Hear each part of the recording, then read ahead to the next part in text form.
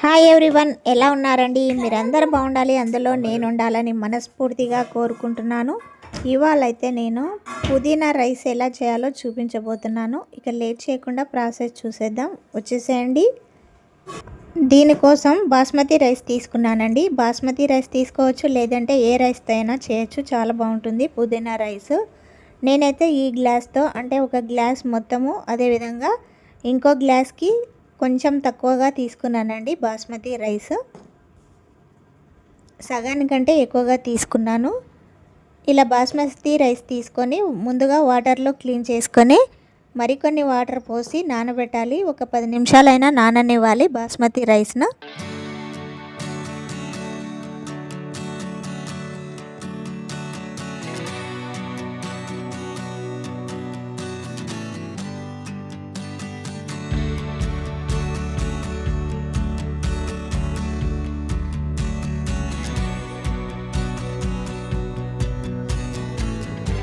ఇప్పుడు ఈ రైస్ పక్కకు పెట్టుకోవాలి.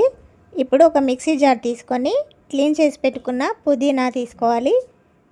ఒక గుప్పెడన్ని తీసుకోవాలి పుదీనా ఆకులు, అదేవిధంగా చిన్న అల్లం ముక్క, అదేవిధంగా ఒక 5-6 వెల్లుల్లి రెబ్బలు, పచ్చిమిర్చి అండి, ఒక 5-6 పచ్చిమిర్చి వేసుకోవాలి. వేసుకొని దీన్ని పేస్ట్ లాగా కొంచెం వాటర్ యాడ్ చేసి పేస్ట్ లాగా అయితే మిక్సీ పట్టుకోవాలి. చూసారు కదా, ఈ విధంగా అయితే పేస్ట్ లాగా మిక్సీ పట్టుకోవాలండి. ఇలా మిక్సీ పట్టుకున్న దాన్ని పక్కకు పెట్టేయాలి. ఇప్పుడు పుదీనా రైస్ కోసము స్టవ్ మీద గిన్నె పెట్టుకొని ఆయిల్ వేసుకోవాలి.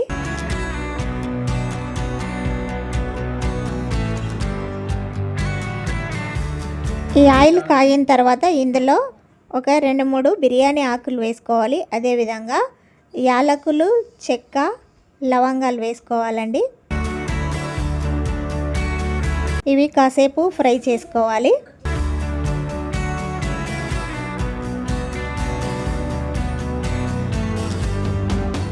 ఇవి ఫ్రై అవుతుండగా ముందుగా కట్ చేసి పెట్టుకున్న క్యారెట్ ముక్కలు, అదేవిధంగా ఒక ఉల్లిపాయ అన్ని పొడుగుగా కట్ చేసుకోవాలి. అదేవిధంగా ఒక ఆలుగడ్డ ముక్కలుగా కట్ చేసుకోవాలి. ఒక 2-3 పచ్చిమిర్చి కట్ చేసుకొని వేసుకొని ఇవన్నీ ఫ్రై చేసుకోవాలి. ఈ ముక్కలన్నీ మెత్తబడాలండి.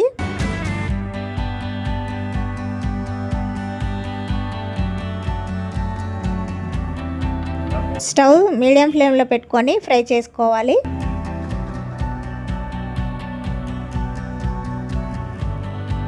ఇప్పుడు దీనిపైన మూత పెట్టుకొని మగ్గనివ్వాలి. ఒక 2 నిమిషాలు మగ్గించుకోవాలి.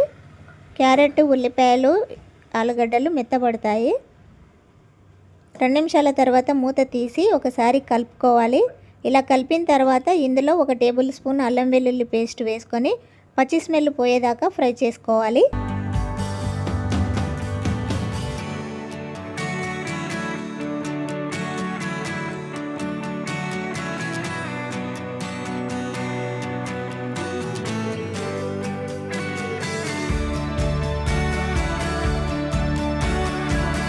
ఇలా ఫ్రై చేసిన తర్వాత కొన్ని పుదీనా ఆకులు వేసుకోవాలండి. వేసుకొని కలుపుకోవాలి.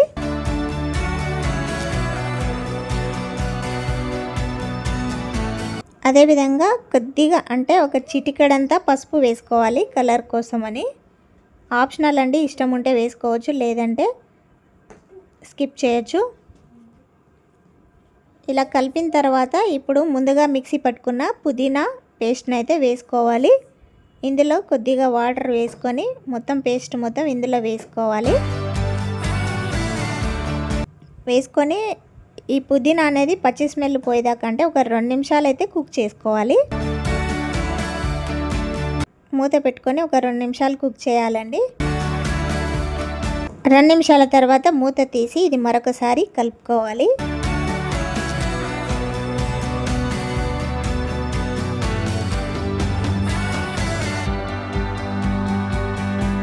ఇప్పుడు ఇందులో ముందుగా నానబెట్టుకున్న బాస్మతి రైస్ వేసుకొని ఈ పోపు మొత్తం బియ్యానికి పట్టే విధంగా మెల్లగా కలుపుకోవాలి.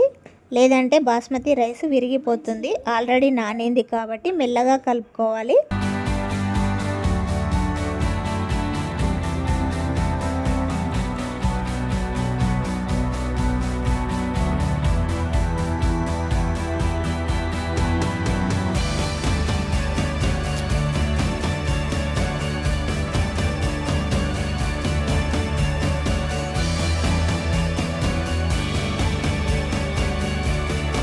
ఇలా కలుపుకున్న తర్వాత ఇందులో వాటర్ యాడ్ చేసుకోవాలి. అంటే ఒక గ్లాస్ బియ్యానికి 2 గ్లాసుల వాటర్ చొప్పున 2 గ్లాసుల వాటరు సగానికంటే ఎక్కువ బియ్యం తీసుకున్నాం కాబట్టి 2 హాఫ్ అయితే తీసుకున్నాను వాటర్. ఇలా వేసుకోవాలి. వేసుకొని ఇదంతా ఒకసారి కలుపుకొని మూత పెట్టి స్టార్టింగ్ 5 నిమిషాలు హై ఫ్లేమ్లో ఉడికించుకోవాలి. ఇందులో ఒక స్పూను సాల్ట్ వేసుకొని ఇదంతా మొత్తం కలిసేలాగా కలుపుకొని దీనిపైన మూత పెట్టి స్టార్టింగ్లో ఒక 5 నిమిషాలు హై ఫ్లేమ్లో కుక్ చేసుకోవాలి.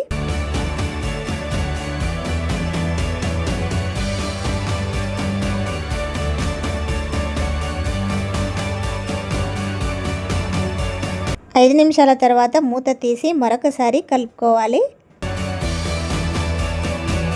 ఇలా కలిపిన తర్వాత మళ్ళీ దీనిపైన మూత పెట్టి స్టవ్ అయితే మీడియం ఫ్లేమ్లో పెట్టి మరొక 5 నిమిషాలు అయితే ఉడికించుకోవాలి.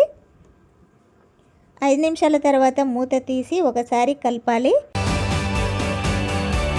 ఇప్పుడు మూడోసారి స్టవ్ అయితే సిమ్లో పెట్టేయాలండి.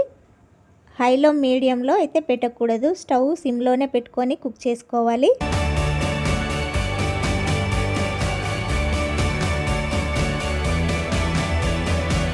మధ్య మధ్యలో మూత పెడుతూ తీస్తూ కలుపుకోవాలండి. లేదంటే అడుగు భాగం మాడిపోతుంది కాబట్టి కలుపుకుంటూ ఉండాలి చూస్తూ.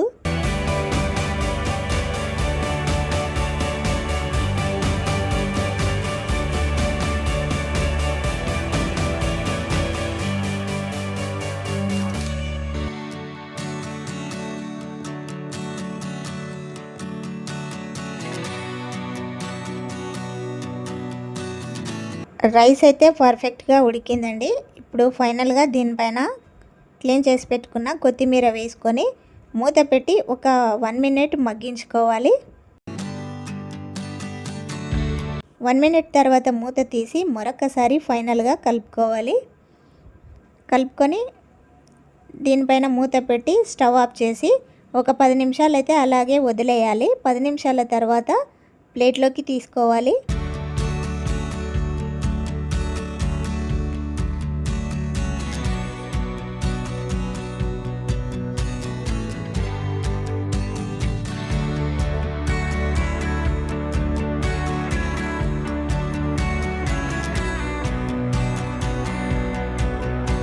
పది నిమిషాల తర్వాత చూసారు కదా, చాలా పర్ఫెక్ట్గా ఉడికిందండి. పుదీనా రైస్ చాలా బాగా వచ్చింది, సూపర్గా. ఇప్పుడు దీన్ని తీసుకొని ఒక ప్లేట్లోకి అయితే పెట్టుకోవాలి. ఒకదానికొకటి అంటుకోకుండా చాలా బాగా వచ్చింది పుదీనా రైస్. స్మెల్ మాత్రం అదిరిపోయింది.